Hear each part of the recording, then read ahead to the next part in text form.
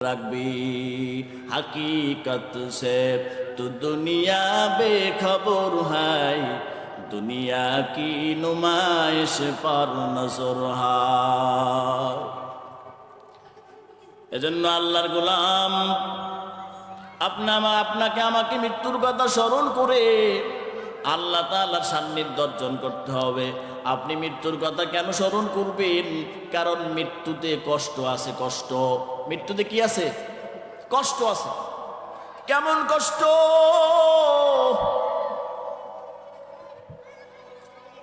ঈসা আলাইহিস সালাতু ওয়াস সালামের আম্মা মরিয়ম আলাইহিস সালাতু ওয়াস সালাম সাধারণ কোনো মহিলা না,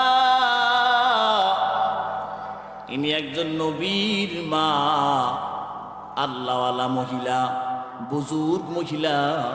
এই মহিলা যখন ইন্তেকাল করেন, কেমন ইন্তেকাল! ঈসা আলাইহিস সালামের আম্মা রোজা রাখতেন। তাদের পারিবারিক অবস্থাটা বড় করুণ ছিল। তোমার আমার সম্মুখিত খাবার আর খাবার, খাবারের চোখে কোনটা খাইবা দিশা পাও না। আব্দুর রহমান ইবনে আউফ রাদিয়াল্লাহু তাআলা আনহু সামনে খাবার নিয়ে কান্না করতেছেন, কি করে খাবো? সাহাবীরা জিজ্ঞাসা করে, আউফ তুমি কেন কান্না করো? বলে, রে ভাই, রাসূলের পরিবার একাধারে 3 দিন পর্যন্ত খাবার খায় নাই, একাধারে 3 দিন পর্যন্ত চুলায় আগুন জ্বলে নাই, তারা না খেয়েছিল। আমরা যদি খাবার পাইয়া খানা খাই তবে আমাদের জন্য এটা কল্যাণ মনে হয় না, এজন্য আমি খানা খাইতে পারতেছি না। রে আল্লাহর গোলাম, ঈসা নবী কিনা আলাইহিস সালাতু ওয়াস সালামের আম্মা রোজা রাখতেন। কি দিয়া রোজা রাখতেন? ইফতার করতেন। পাহাড় থেকে সন্তান ঈসা পাহাড় থেকে কচি পাতা নিয়ে আসতেন, সেই কচি পাতার মাধ্যমে ইফতার করতেন। একদিন কচি পাতা সন্তান আনতে গেছেন, হঠাৎ করে মালাকুল মউত আসিয়া সামনে হাজির। যখন মালাকুল মউত আসিয়া সামনে হাজির হয়ে গেছি, তখন বলে, হে যুবক তুমি কে? বলে, আমি মালাকুল মউত। বলে, আমাকে একটু সময় দাও। বলে, না, কোনো সময় নাই। নবীজির মায়ের জন্য কোনো সময় নাই, কারো জন্য কোনো সময় নাই, সময় আসেনি। দাম্পত্য জীবন বড় সুন্দর চলতেছে, স্বামী স্ত্রীর মিলন মেলা অন্দর মহলে। হঠাৎ করে মালাকুল মউত আসিয়া হাজির। বলে, রে তুমি কে? এত বড় সাহস তোমাকে কে দিল আমাদের অন্দর মহলে ঢোকার মতো সাহস? বলে, আমাকে সাহস দেওয়ার কোনো প্রয়োজন নাই, আমার কারো কাছ থেকে অনুমতি নেওয়ার কোনো প্রয়োজন নাই। যখন যার সময় শেষ হয়ে যায় আমি তখনই তার সম্মুখে হাজির হয়ে যাই। বলে, তুমি কে রে ভাই? বলে, আমি আর কেউ না, আমি যমদূত মালাকুল মউত। স্বামী স্ত্রীর মিলনের মধ্যে যদি কোনো ব্যক্তি ঢুকে কেমন মেজাজটা খারাপ হবে? হইবে কইব না? আবার ঘরের মধ্যে সবকিছু লাগানো, করতে আইলো, মেজাজটা বড় খারাপ হয়ে গেছে। যখন কয় মালাকুল মউত, কয় মালাকুল মউত কওয়ার সঙ্গে সঙ্গে শরীরের ভিতরে কাপ ধইরা গেছে, ভয় লাগে গেছে। কয়, রে ভাই, আমাকে একটু সময় দাও, আমার সব কিছু অগুছালু। বলে, কোনো সময় দেওয়ার সুযোগ নাই। ইযা জাআ আজালুহুম লা ইস্তাখিরুনা সাআতাম ওয়া লা ইস্তাকদিমুন। বান্দা 1 মিনিট এদিকেও হবে না, একদিকেও পিছনে হবে না, 1 মিনিট সামনেও হবে না। আল্লাহ তাআলার পক্ষ থেকে যখন হুকুম হয়ে যায় তখন আজরাইল ফেরেশতা কারো অপেক্ষায় বসে থাকে না। ঈসা আলাইহিস সালামের মা বলে, একটু সময় দাও। বলে, না। বলে, 1 মিনিট সময়, একটু সময় দাও। আমার সন্তানটা কচি পাতা আনবে, আমি ইফতার করব, তারপরে আমার জানটা কবজ করে নাও। বলে, না, সুযোগ নাই। কচি পাতা আনার আগেই আল্লাহর বান্দা অন্যদিকে আল্লাহ তাআলার হুকুমে জান কবজ করে নিয়ে চলে গেছে জানামাজের মুসাল্লায়, যায় নামাজের মুসাল্লায় শুয়ে পড়ছে। ঈসা আলাইহিস সালাতু ওয়াস সালাম আয়েশা দেখে মা আমার ঘুমায় আছি। চিন্তা করলেন মাকে জাগানো আদব হবে না, বেয়াদবি হবে, সুতরাং মাকে জাগাইলেন না। রাত্র যখন গভীর হয়ে গেছে, আসসালামু আলাইকা ইয়া উম্মা, মাকে সালাম দিয়ে বলতেছে উম্মা।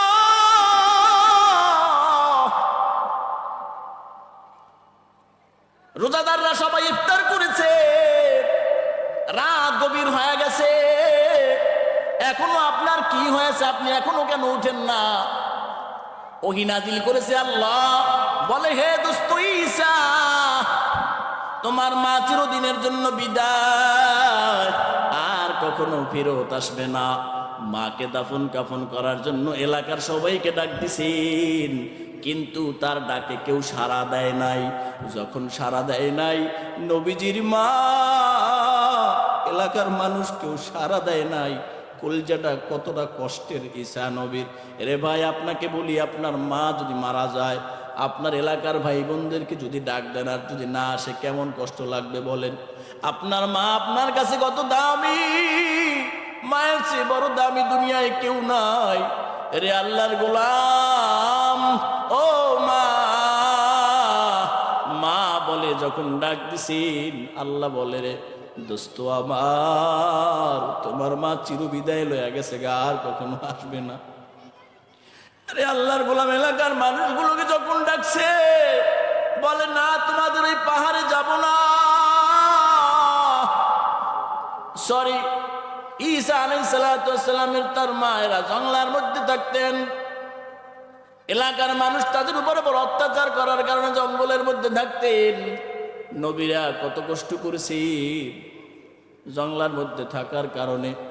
যখন ডাক দিচ্ছেন, বলে ওইখানে হিংস্র প্রাণীর ভয় আছে, সাপ বিচ্ছুর ভয় আছে, আমরা কেউ যাব না। ঈসা আলাইহিস সালাতু ওয়াস সালামের মায়ের গোসলের ব্যবস্থা কে করবে? আল্লাহ তাআলার পক্ষ থেকে জান্নাত থেকে হুররা এসে ঈসা আলাইহিস সালাতু ওয়াস সালামের মায়ের গোসলের কাজ শেষ করে দিয়ে তারা চলে গেছে, উদা হয়ে গেছে। এরপরে পাহাড়ের মধ্যে তাকায় দেখে দুইজন ব্যক্তিকে। যখন দুইজন ব্যক্তিকে তাকায় দেখে দুইজন ব্যক্তি বলে, আপনারা কারা? বলে, আমরা ফেরেশতা, আমার নাম মিকাইল, আমার নাম জিবরাইল। বলে, আমরা দুইজন, আমাদের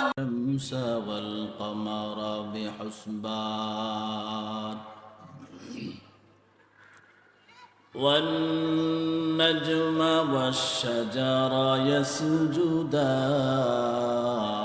يسجدان وفضل زمانا على زمان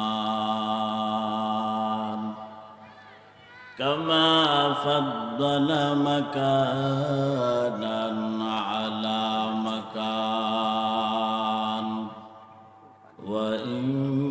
وإنسانا على إنسان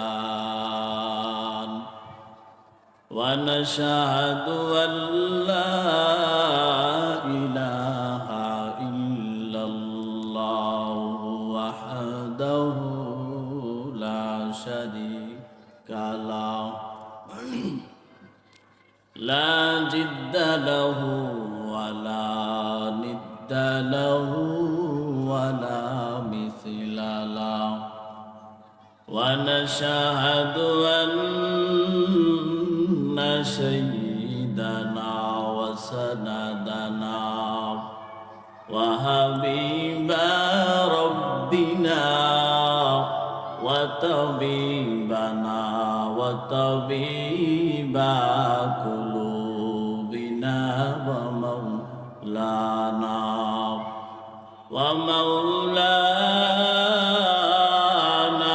محمدا عبده ورسوله أرسله الله تعالى بالحق بشيرا ونذيرا وداعيا إلى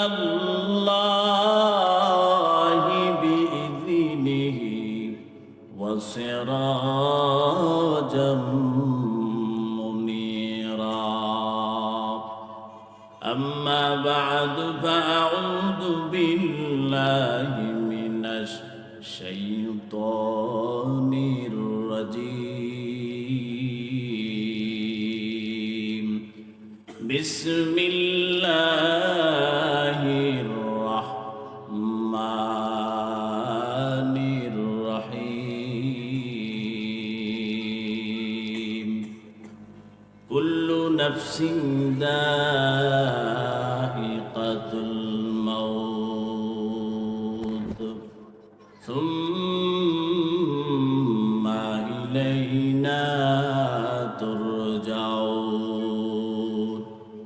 وقال رسول الله صلى الله عليه وسلم أكثروا ذكر هادم لذات الموت أو كما قال عليه الصلاة والسلام صدق الله مولانا العظيم وصدق رسوله النبي الكريم ونحن على ذلك من الشاهدين والشاكرين والحمد لله رب العالمين سبحانك لا علم لنا إلا ما علمتنا إنك أنت العليم الحكيم إنك أنت العليم الحكيم اللهم صل على محمد النبي الأمي وعلى آله وسلم تسليما جزى الله أن محمدا معه وأهله اللهم أنزلنا منزلا مباركا وأنت خير المنزلين ربي أدخلني مدخل صدق وأخرجني مخرج صدق واجعل لي من لدنك سلطانا نصيرا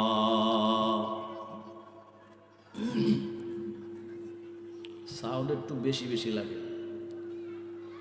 দারুল উলুম মাদ্রাসার উদ্যোগে নবম বার্ষিক ওয়াজ মাহফিল এর সবার সম্মানিত সভাপতি বিশেষ অতিথিবৃন্দ দূর দূরান্ত থেকে আগত আল্লাহ তাআলার জাকিরিন শাকিরিন মুরব্বিয়ানে আওয়াম কলিজার টুকরা আমার যুবক বন্ধুগণ স্নেহের কচিকাঁচা পর্দার অন্তরালের মাইকের শ্রবণ মাইকের আওয়াজ শ্রবণরতা আমার সম্মানিতা মা বোনেরা নেয়ামতের শুকরিয়া আদায়ার্থে ইমানের আওয়াজকে উঁচু করে একই কণ্ঠে কালেমাতুর শুকর আদায় করছি সকলে বলি আলহামদুলিল্লাহ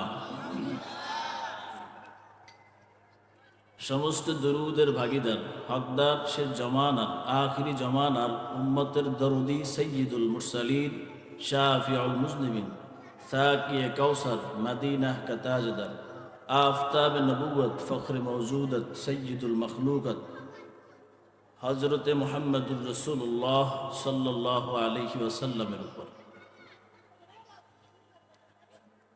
আল্লাহ তাআলা আমাদেরকে এমন একটা সময় বসার তৌফিক দান করেছেন যেই সময়টায় আমরা কোরআন হাদিসের আলোচনা নিয়ে বসেছি। আমাদের দৈনিক 5 ওয়াক্ত নামাজ আল্লাহ তাআলা আমাদের উপরে ঈমানের পরে ফরজ করেছেন। একটু সাউন্ড কমাতে হবে।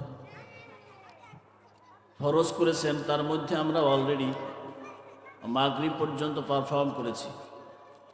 আমাদের জিম্মায় এখনও এশারের নামাজ বাকি রয়ে গেছে। সুতরাং ভাইয়া দোস্ত বুজুর্গ, ফাযাক্কির ফাইন্না যিকরা তানফাউল মুমিনিন। আল্লাহ তাআলা কোরআনের মধ্যে ওয়াজ নসিহত করেছেন মানুষের উপকারার্থে। সুতরাং এই ওয়াজ নসিহত মানুষের ঈমানের বৃদ্ধিকরণার্থে ওয়াজ নসিহত। সুতরাং মূলত আমাদের fundamental pillar of Islam number 1 কালিমা, সালাত, রোজা, হজ, যাকাত, এসব বিষয়গুলো আমাদের মূল বিষয়।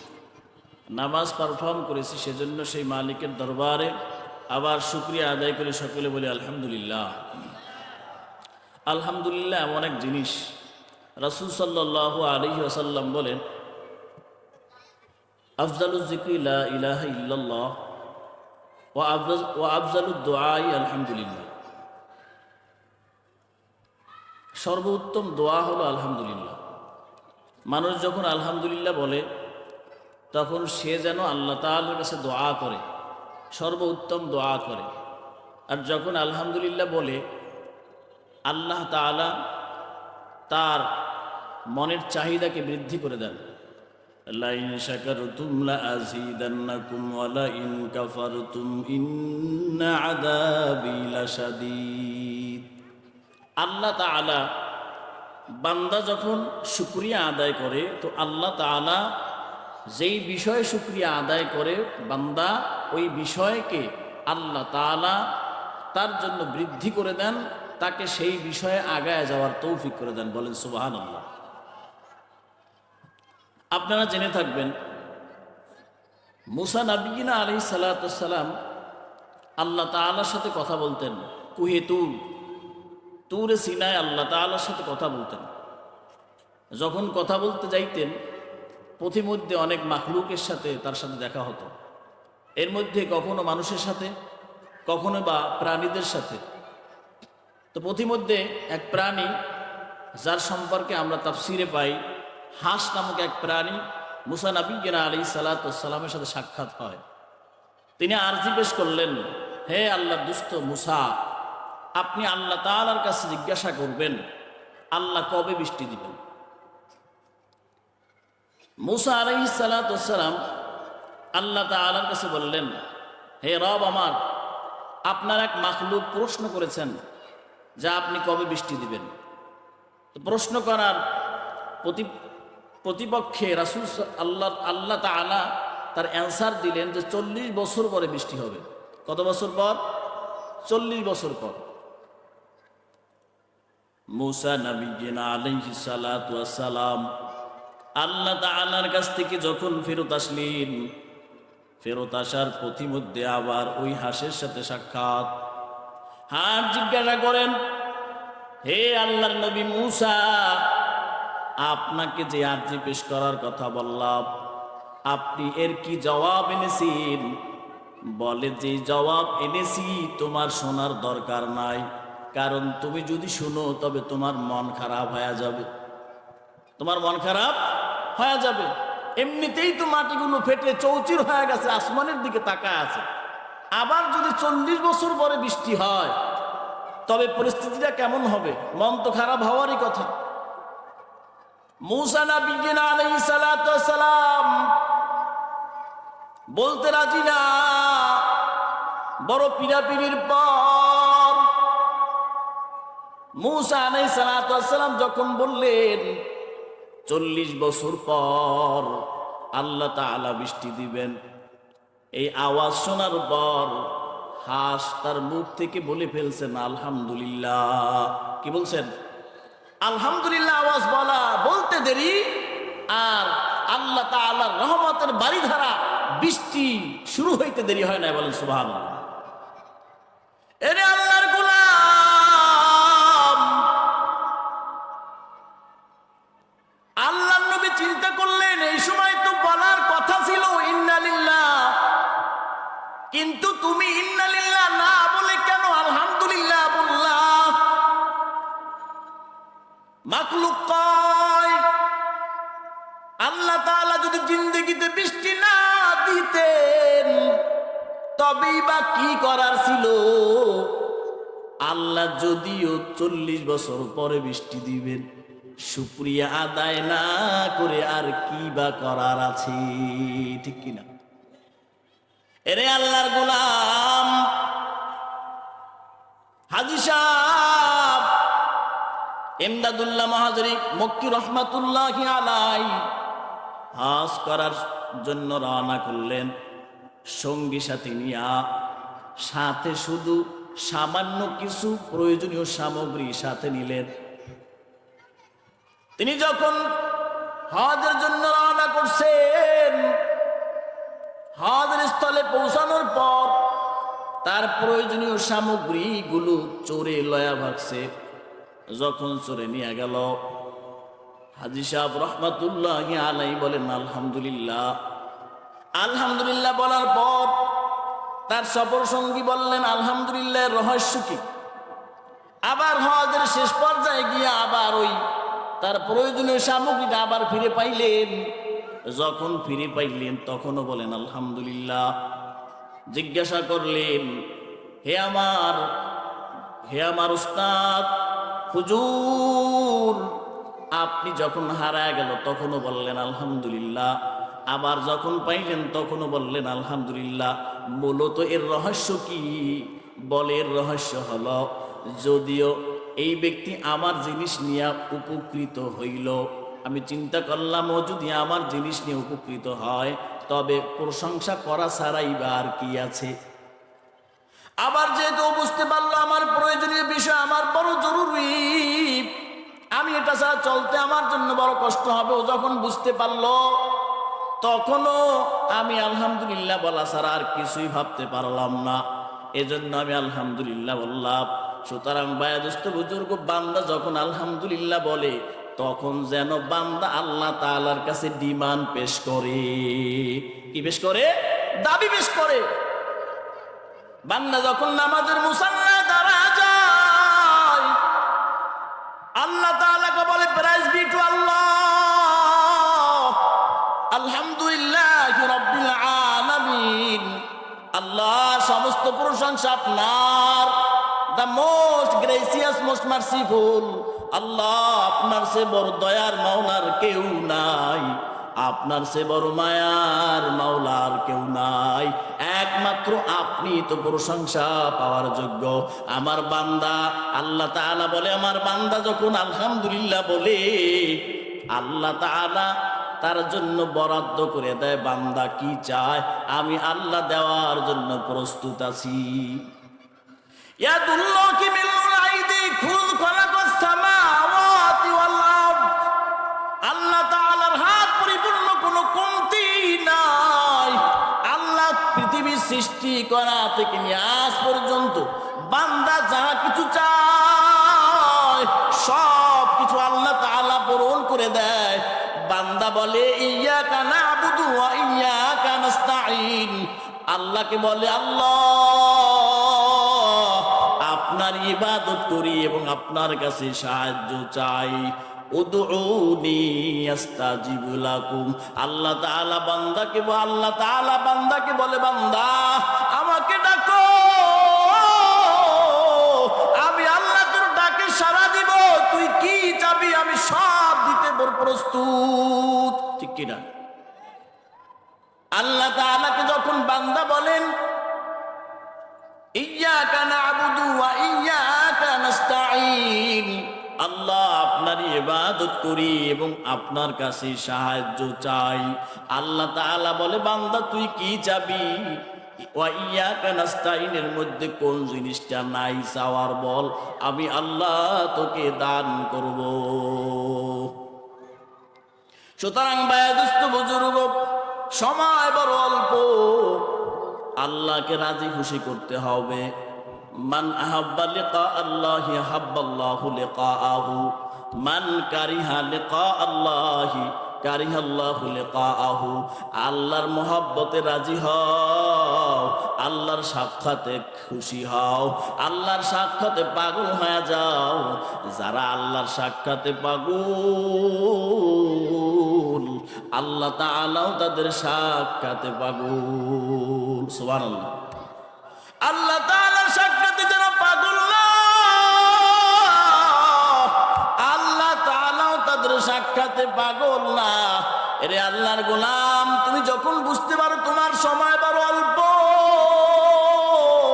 আল্লাহ তাআলা বলেন ইয়া আইয়ুহাল্লাযীনা আমানুত্তাকুল্লাহ হাক্কা তুকাতিহি ওয়া লা তামুতুন্না ইল্লা ওয়া আনতুম মুসলিমুন।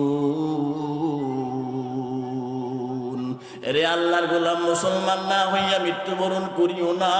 যখন চিন্তা করো মুসলমান হওয়া লাগবে, মরার কোনো সুযোগ নাই, যতক্ষণ না পর্যন্ত বান্দা মুসলমান হও ততক্ষণ পর্যন্ত মরার সুযোগ নাই।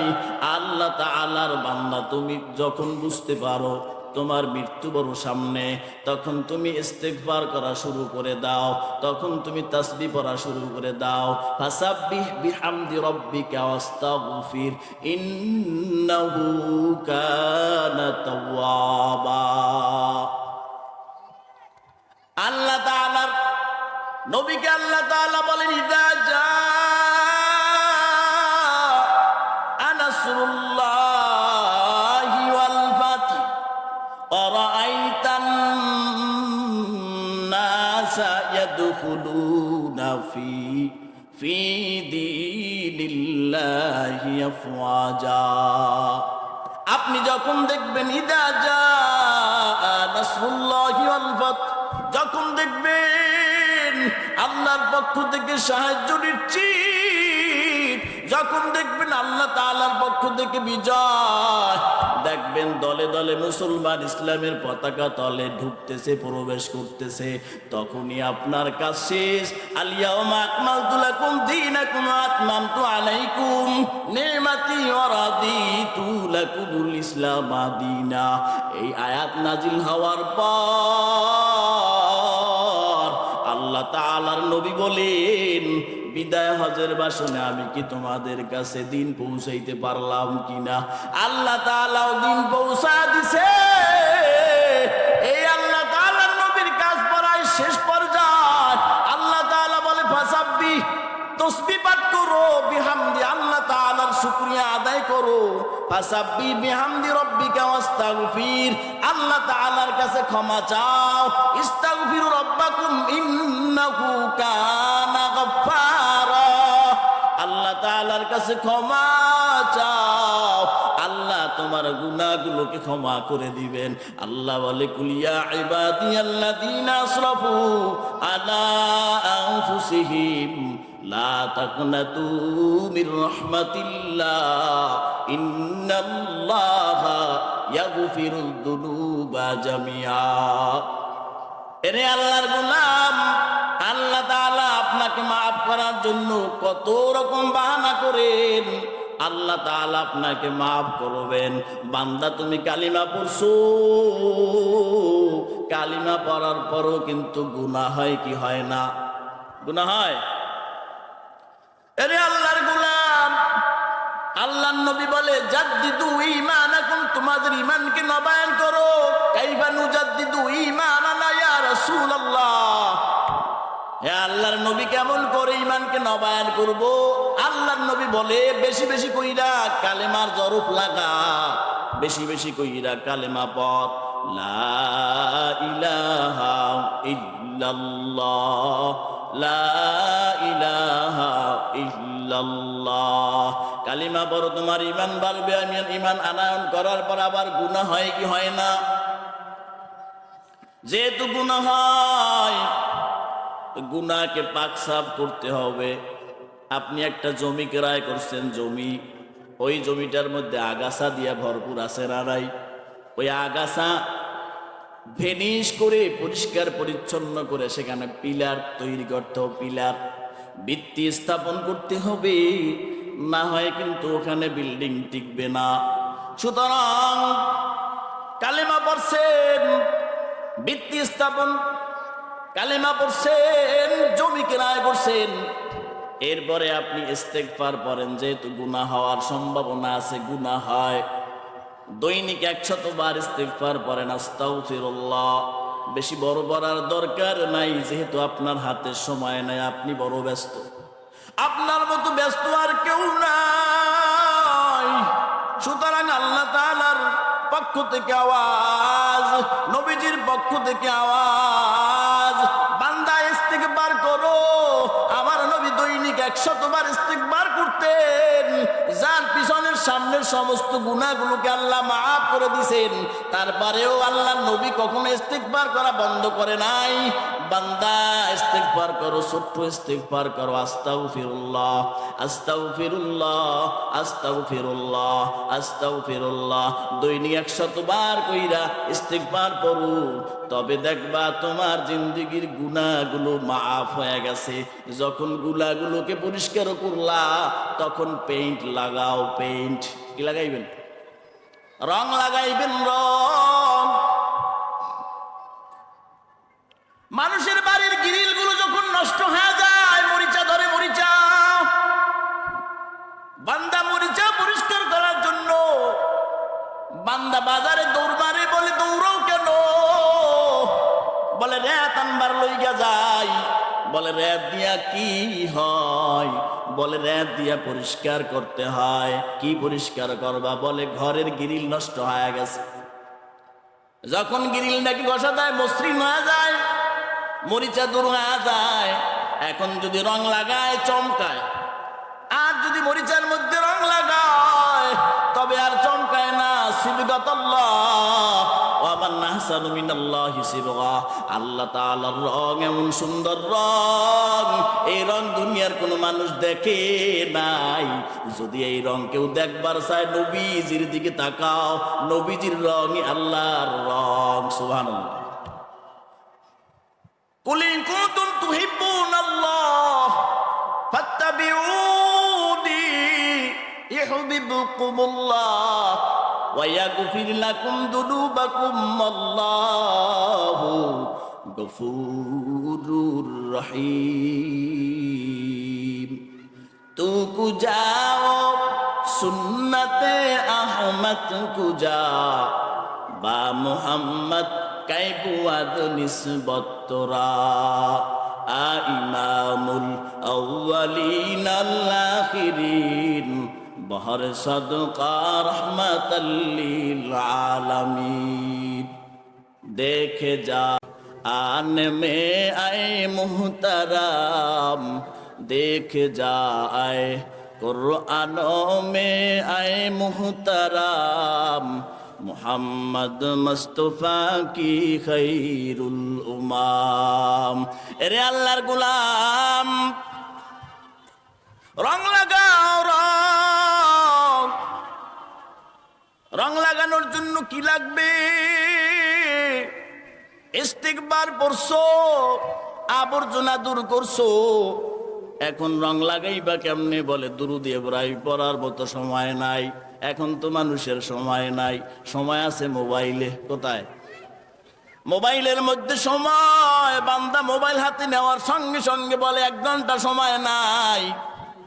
মোবাইলের মধ্যে ঢোকার সঙ্গে সঙ্গে সারা রাত নাই। বলে আজান দিয়ে ফেলছি, বান্দা নামাজের জন্য কি দাঁড়াইবে? এখন যখন আজান দিছে, তখন বান্দা ঘুমের চোটে আর কিছুই দেখে না। আছে না নাই?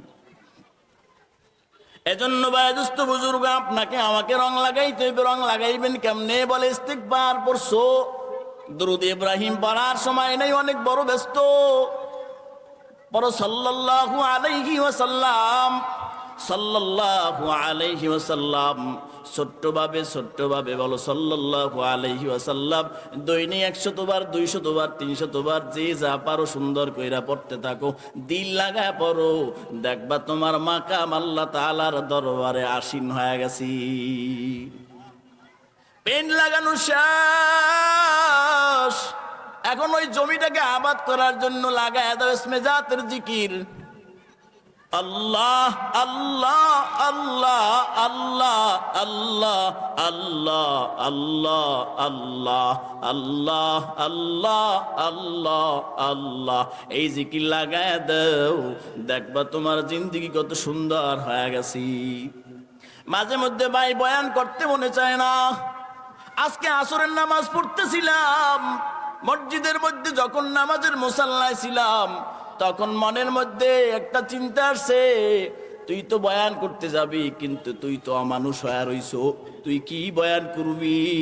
যাদেরকে বয়ান করবি, যে ব্যক্তি বয়ান করলো সে যদি মানুষই না হয়, তবে তাদেরকে কি বয়ান শোনাবে? ঠিক কিনা? অন্তরটা কেঁপে উঠছে, কেঁপে উঠছে। এরে ভাই, এই দুনিয়া ক্ষণস্থায়ী দুনিয়া, এই দুনিয়ার ধোকায় পড়িয়া তোমার জীবনটাকে তুমি শেষ করে দিছো।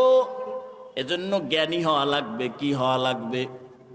আন ইবনে ওমর রাদিয়াল্লাহু তাআলা আনহুমা قال আতাইতু النبي صلى الله عليه وسلم عاشر عشرة فقام رجل من الأنصار يا نبي الله। রাসূল সাল্লাল্লাহু আলাইহি ওয়াসাল্লামকে জিজ্ঞাসা করেন, মান আকিয়াসুন নাস ইয়া রাসূলুল্লাহ ওয়া মান আহজামুন নাস ইয়া রাসূলুল্লাহ। কে জ্ঞানী, কে সম্মানী, কে বুরুদ, কে পরহেজগার? এর পরিচয় রাসূলের কাছে জানতে চাইলেন। রাসূল সাল্লাল্লাহু আলাইহি ওয়াসাল্লাম বলেন, আকসারুহুম যিকরান লিল মাউত, যারা মউতকে বেশি পরিমাণে স্মরণ করে। যারা মউতকে বেশি পরিমাণে স্মরণ করে। ওয়া আকসারুহুম ইস্তিদাদাল লিল মাউত, যারা মউত আসার আগে, মউত তার নিকটে আসার আগে, তার আগেই প্রস্তুতি গ্রহণ করে, তারাই হইল জ্ঞানী, সম্মানী, বুজুর্গ। উলাইকা লাকিয়াস, তারাই হইল জ্ঞানী। যাহাবু বিশরফিদ দুনিয়া ওয়াল আখিরা, যারা দুনিয়ার সম্মান, আখিরাতের সম্মান কাইরা নিছি। যারা মউতের কথা বেশি বেশি স্মরণ করে, মউতের আগেই প্রস্তুতি গ্রহণ করে, তারা দুনিয়ার সম্মান কাইরা নিছে, তারা আখিরাতের সম্মানও কাইরা নিছে। দেখবেন যারা আল্লাহওয়ালা, আল্লাহর পাগল, তাদের দিকে তাকায় দেখবেন তারা দুনিয়ায় সম্মানী, আখিরাতেও সম্মানী। মাই ইউরিদিল্লাহু আইয়াহদিয়াহু ইয়াশরাহ সাদরাহু লিল ইসলাম। এই আয়াত যখন রাসূল সাল্লাল্লাহু আলাইহি ওয়াসাল্লাম সাহাবীদের সম্মুখে তেলাওয়াত করলেন, রাসূল সাল্লাল্লাহু আলাইহি ওয়াসাল্লাম বুঝাইলেন, আল্লাহ তাআলা যাকে চান তার অন্তরের মধ্যে হেদায়েতের নূর, তার কলবটাকে নূর, হেদায়েতের নূর দিয়ে তার কলবটাকে প্রসারিত করে দেন। বলেন সুবহানাল্লাহ। এক সাহাবী জিজ্ঞাসা করেন, ইয়া রাসূলুল্লাহ, বুঝবো কি করে কার অন্তরের মধ্যে হেদায়েতের নূর? রাসূল সাল্লাল্লাহু আলাইহি ওয়াসাল্লাম বলেন, যার অন্তরের মধ্যে তিনটা জিনিস দেখবা, যার মধ্যে তিন জিনিস দেখবা, সেই ব্যক্তির অন্তরের মধ্যে হেদায়েতের নূর আছে। আত-তাজাফি আন দারিল গুরুর, যারা দুনিয়া ধোকার ঘর, এই বিষয় থেকে দূরে থাকে।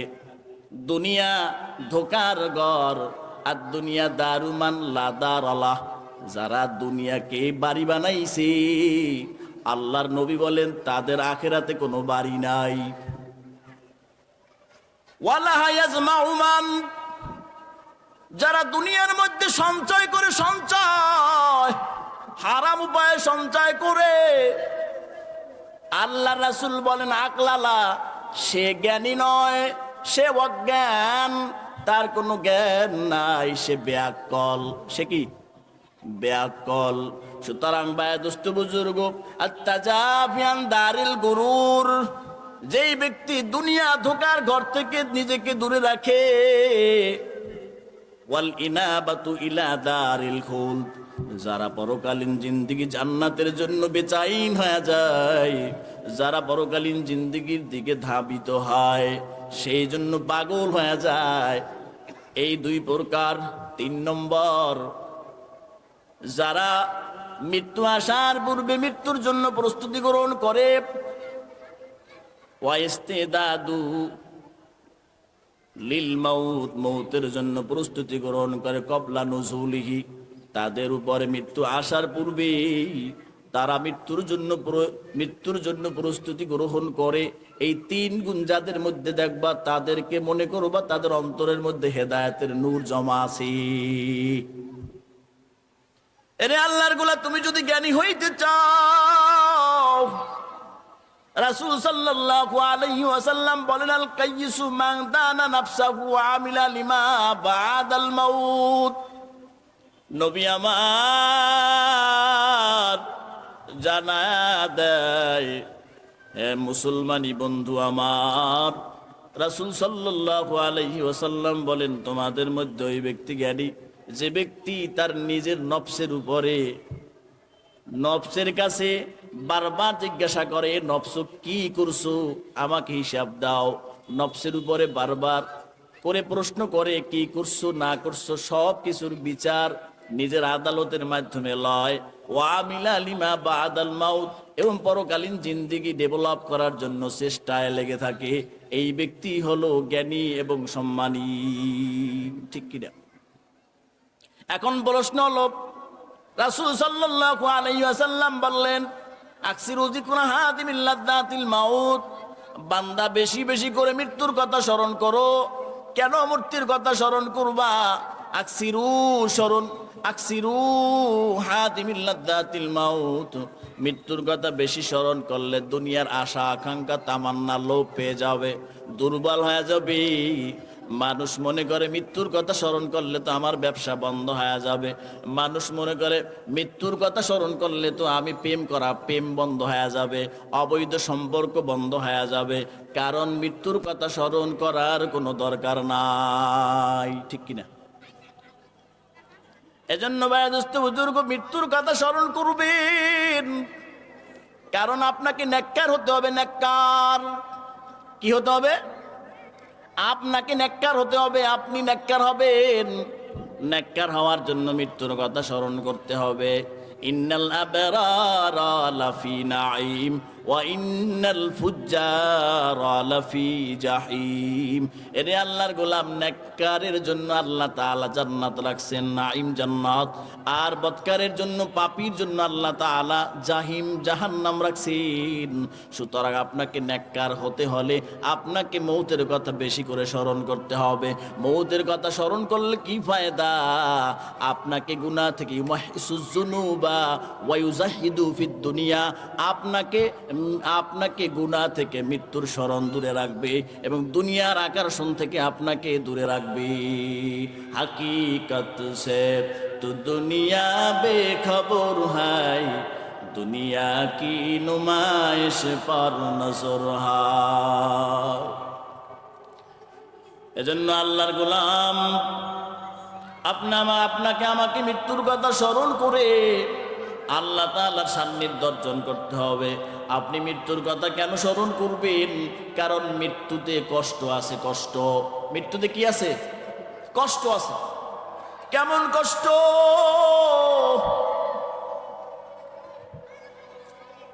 ঈসা আলাইহিস সালাতু ওয়াস সালামের আম্মা মরিয়ম আলাইহিস সালাতু ওয়াস সালাম সাধারণ কোন মহিলা না, ইনি একজন নবীর মা, আল্লাহওয়ালা মহিলা, বুজুর্গ মহিলা।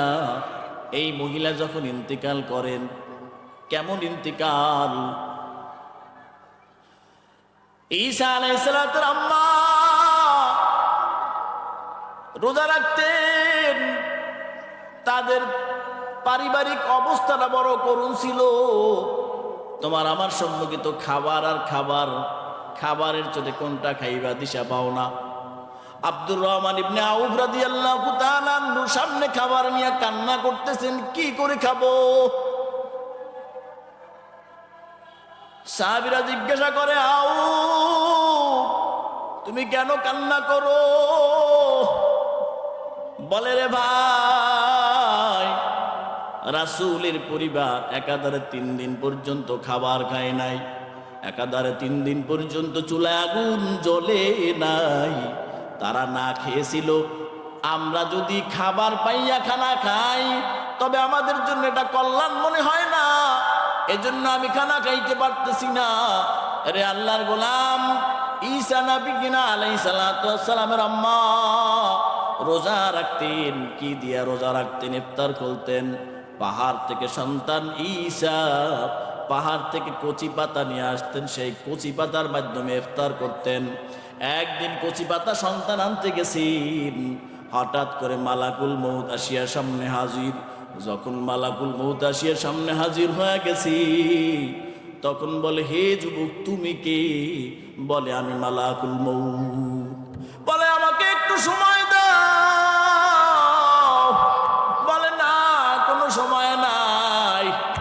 নবীজির মায়ের জন্য কোনো সময় নাই, কারোর জন্য কোনো সময় নাই, সময় আসেনি। দাম্পত্য জীবন বড় সুন্দর চলতেছে, স্বামী স্ত্রীর মিলন মেলা অন্দর মহলে। হঠাৎ করে মালাকুল মউত আসিয়া হাজির। বলে, রে তুমি কে? এত বড় সাহস তোমাকে কে দিল আমাদের অন্দর মহলে ঢোকার মতো সাহস? বলে, আমাকে সাহস দেওয়ার কোনো প্রয়োজন নাই, আমার কারো কাছ থেকে অনুমতি নেওয়ার কোনো প্রয়োজন নাই। যখন যার সময় শেষ হয়ে যায়, আমি তখনই তার সম্মুখে হাজির হয়ে যাই। বলে, তুমি কে রে ভাই? বলে, আমি আর কেউ না, আমি যমদূত মালাকুল মউত। স্বামী স্ত্রীর মিলনের মধ্যে যদি কোনো ব্যক্তি ঢুকে, কেমন মেজাজটা খারাপ হবে? হইব কইব না? আবার ঘরের মধ্যে সবকিছু লাগানো, করতে আইলো, মেজাজটা বড় খারাপ হয়ে গেছে। যখন কয় মালাকুল মউত, কয় মালাকুল মউত কওয়ার সঙ্গে সঙ্গে শরীরের ভিতরে কাপ ধইরা গেছে, ভয় লাগে গেছে। কয়, রে ভাই, আমাকে একটু সময় দাও, আমার সব কিছু অগুছালু। বলে, কোনো সময় দেওয়ার সুযোগ নাই। ইযা জাআ আজালুহুম লা ইস্তাখিরুনা সাআতাম ওয়া লা ইস্তাকদিমুন। বান্দা 1 মিনিট এদিকেও হবে না, একদিকেও পিছনে হবে না, 1 মিনিট সামনেও হবে না। আল্লাহ তাআলার পক্ষ থেকে যখন হুকুম হয়ে যায়, তখন আজরাইল ফেরেশতা কারো অপেক্ষায় বসে থাকে না। ঈসা আলাইহিস সালামের মা বলে, একটু সময় দাও। বলে, না। বলে, 1টা মিনিট সময়, একটু সময় দাও। আমার সন্তানরা কচি পাতা আনবে, আমি ইফতার করব, তারপরে আমার জানটা কবজ করে নাও। বলে, না, সুযোগ নাই। কচি পাতা আনার আগেই আল্লাহর বান্দিকে আল্লাহ তাআলার হুকুমে জান কবজ করে নিয়ে চলে গেছে। জানামাজের মুসাল্লায়, যায় নামাজের মুসাল্লায় শুয়ে পড়ছে।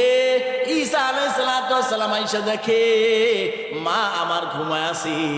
চিন্তা করলেন, মাকে জাগানো আদব হবে না, বেয়াদবি হবে, সুতরাং মাকে জাগাইলেন না। রাত্র যখন গভীর হয়ে গেছে, আসসালামু আলাইকা ইয়া উম্মা,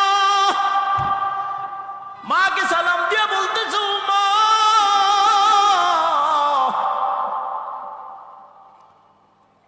রোজাদাররা সবাই ইফতার করেছে, রাত গভীর হয়ে গেছে, এখনো আপনার কি হয়েছে? আপনি এখনো কেন উঠেন না? ওহী নাজিল করেছে আল্লাহ। বলে, হে দোস্ত ঈসা, তোমার মা চিরদিনের জন্য বিদায়, আর কখনো ফেরত আসবে না। মাকে দাফন কাফন করার জন্য এলাকার সবাইকে ডাক দিছেন, কিন্তু তার ডাকে কেউ সাড়া দেয় নাই। যখন সাড়া দেয় নাই, নবীজির মা, এলাকার মানুষ কেউ সাড়া দেয় নাই, কলজাটা কতটা কষ্টের ঈসা নবীর। রে ভাই, আপনাকে বলি, আপনার মা যদি মারা যায়, আপনার এলাকার ভাই বোনদেরকে যদি ডাক দেন আর যদি না আসে, কেমন কষ্ট লাগবে বলেন? আপনার মা আপনার কাছে কত দামি, মায়ের চেয়ে বড় দামি দুনিয়ায় কেউ নাই। রে আল্লাহর গোলাম, ও মা,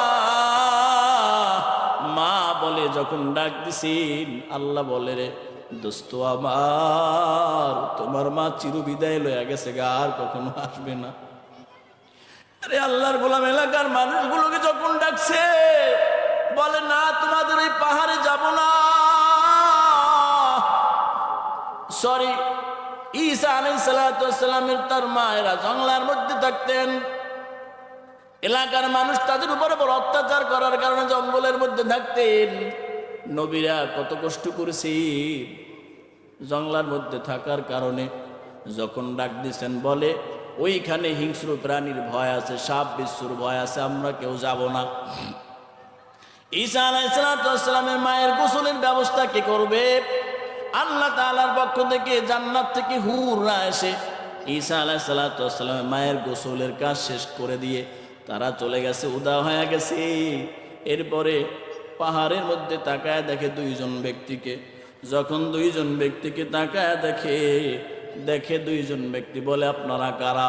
বলে, আমরা ফেরেশতা, আমার নাম মিকাইল, আমার নাম জিবরাইল। বলে, আমরা দুইজন, আমাদের দুইজনের আগমন হয়েছে আপনার মায়ের জানাজার জন্য। জানাজার দাফন কাফনের কাজ শেষ। এরপরে তিনি চলে, দুইজন ফেরেশতা উদা হয়ে গেছে। রে আল্লাহর গোলাম, কবর দেওয়ার পরে ঈসা আলাইহিস সালাতু ওয়াস সালাম কবরকে সম্বোধন কইরা আল্লাহকে বলে, ও দয়ার মালিক আল্লাহ, আমার মা যখন ইন্তেকাল করেছে আমি মায়ের কাছে ছিলাম না, আমার মায়ের জন্য কোনো ব্যবস্থা করতে পারি নাই, আমার মায়ের কাছে আমি ছিলাম না, আমার মা কেমন কষ্ট করেছে। কবরকে সম্বোধন করে আল্লাহ তাআলার কাছে বলে, আল্লাহ, আপনি আপনার হুকুমে আমার মাকে জীবিত করে দেন। কবর থেকে আল্লাহ তাআলার হুকুমে তার মা জীবিত হয়ে গেলেন। ঈসা আলাইহিস সালামের মাকে জিজ্ঞাসা করেন, ও মা, আপনি যখন মৃত্যুবরণ করেছেন আপনার সাথে আল্লাহ তাআলার সাথে কেমন আচরণ হয়েছে? ঈসা আলাইহিস সালামের মা বলি, আল্লাহ তাআলাকে আমি সন্তুষ্ট পেয়েছি, আমি খুশি পেয়েছি, আল্লাহ তাআলা আমার সাথে ভালো আচরণ করেছে। তবে আমি যে মৃত্যুবরণ করেছি, আমার মৃত্যুতে এত কষ্ট হয়েছে, যতদিন না পর্যন্ত কিয়ামত হবে ততদিন পর্যন্ত মৃত্যুর কথা ভুলতে পারবো না। মৃত্যুর কষ্ট আমার মুখ থেকে কখনো যাবে না। এজন্য বয়োজ্যেষ্ঠ বুজুর্গ, তুমি কেমন বড় বেড়া হইছো, তোমার সাথে ভালো আচরণ করা হবে। যেখানে ঈসা আলাইহিস সালামের মাও মৃত্যুর যন্ত্রণা অনুভব করছেন, রাসূল সাল্লাল্লাহু আলাইহি ওয়াসাল্লাম বলেন, ও দয়ার মালিক আল্লাহ, আপনি তো মানুষের আঙ্গুলির মধ্য থেকে, হাড়ের মধ্য থেকে, শিরা উপশিরার মধ্য থেকে মানুষের রূহটাকে ছিনায় নিবেন। আল্লাহ, এটা বড় কষ্ট, আপনি আমাকে এই অবস্থা থেকে হেফাজত করেন। এভাবে আল্লাহ রাসূল সাল্লাল্লাহু আলাইহি ওয়াসাল্লাম আল্লাহ তাআলার কাছে পানা চাইতেন। এরে আল্লাহর গোলাম, মৃত্যুর কথা বেশি বেশি স্মরণ করো। কেন স্মরণ করবা? কারণ মৃত্যু ব্যক্তির একটা শরীরের পশম যদি দুনিয়ার কোনো আহালবাসীর উপর রাখা হয়, লাউ আন্না শাআরাতাম মিন আশারিল মাইয়িতি উদিয়াত আলা সামা উদিয়াত আলা আহলি সামাওয়াতি ওয়াল আরদ লামাতু বিইذনিল্লাহ। মৃত্যু ব্যক্তির শরীরের একটা পশম যদি আসমান জমিনের কোন হালের উপর একটা পশম রাখা হয়, আল্লাহ তাআলার হুকুমে সে ব্যক্তি মৃত্যুবরণ করবেন। সুতরাং বয়োজ্যেষ্ঠ বুজুর্গ, কারণ ওই একটা পশমের মধ্যে মৃত্যুর যে যন্ত্রণা, ওই যন্ত্রণার বিষের ফোঁটা তার মধ্যে অন্তর্ভুক্ত থাকে। সুতরাং ওইটা যদি কোনো ব্যক্তির উপরে রাখা হয়, ওই ব্যক্তি সঙ্গে সঙ্গে মৃত্যুবরণ করতে বাধ্য। সুতরাং বয়োজ্যেষ্ঠ বুজুর্গ, কোনো মৃত্যু ব্যক্তির যন্ত্রণার বিষের ফোঁটা যদি লাওয়ান্না কতরাতাম মিনালা মিল মাউত আলাল জাবাল লাদুব্বাত, যদি কোনো পাহাড়ের উপরে কোনো মৃত্যু ব্যক্তির যন্ত্রণার একটা বিষের ফোঁটা কোনো পাহাড়ের উপর রাখা হয়, সঙ্গে সঙ্গে ওই পাহাড়টা গলে যাবে। সুতরাং বয়োজ্যেষ্ঠ বুজুর্গ, মৃত্যুর যন্ত্রণা বড় কঠিন। মৃত্যুর স্মরণ করতে করতে বান্দা তোমার জিন্দেগিটাকে সুন্দর করো। এজন্য রাসূল সাল্লাল্লাহু আলাইহি ওয়াসাল্লাম বলেন, আকসিরু যিকরা হাদিমিল লাদ্দাতিল মাউত, বান্দা বেশি বেশি করে মৃত্যুর স্মরণ করো। যদি মৃত্যুর স্মরণ করো, তোমার হাসর হবে শহীদদের সাথে। রাসূল সাল্লাল্লাহু আলাইহি ওয়াসাল্লামকে জিজ্ঞাসা করেন, হাল ইউশারু আলা শুহাদা। রাসূল সাল্লাল্লাহু আলাইহি ওয়াসাল্লামকে জিজ্ঞাসা করেন, হাল ইউশারু আলা শুহাদা ইয়াহাদুন। রাসূলকে জিজ্ঞাসা করেন, ইয়া রাসূলুল্লাহ, শহীদদের সাথে কি কারো হাসর নাসর হবে নাকি? রাসূল সাল্লাল্লাহু আলাইহি ওয়াসাল্লাম বলেন, নাম, হ্যাঁ হবে। যারা কিনা বেশি থেকে বেশি পরিমাণ মৃত্যুকে স্মরণ করে, অর্থাৎ দৈনিক 20 মাররা 20 বার, দৈনিক 20 বার করে মৃত্যুর কথা স্মরণ করে, এই ব্যক্তির হাসর নাসর হবে শহীদদের সাথে। বলেন সুবহানাল্লাহ। এজন্য বয়োজ্যেষ্ঠ বুজুর্গ মৃত্যুর স্মরণ করা দরকার। কিন্তু মানুষ মৃত্যুকে পছন্দ করে না। কেন করে না? এক শ্রেণীর মানুষ আছে, এক শ্রেণীর মানুষ চিন্তা করে আমি তো কোনো আমলই করি নাই, কেমন করে মৃত্যুকে আলিঙ্গন করব। আর এক শ্রেণীর মানুষ মনে করে আমাকে আরো বেঁচে থাকা দরকার, ভালো আমল করব, তারপরে আমি মৃত্যুর আলিঙ্গন করব, মৃত্যুকে পছন্দ করব।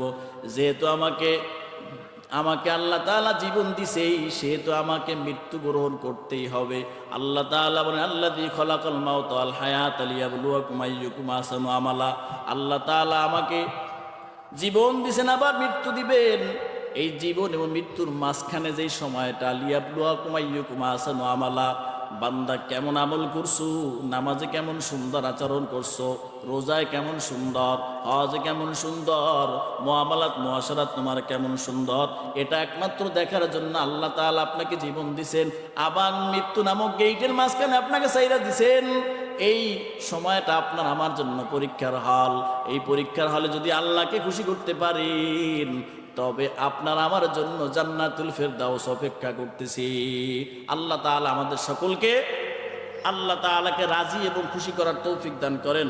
ওয়া আখির দাওয়ানা আলহামদুলিল্লাহি রাব্বিল আলামিন।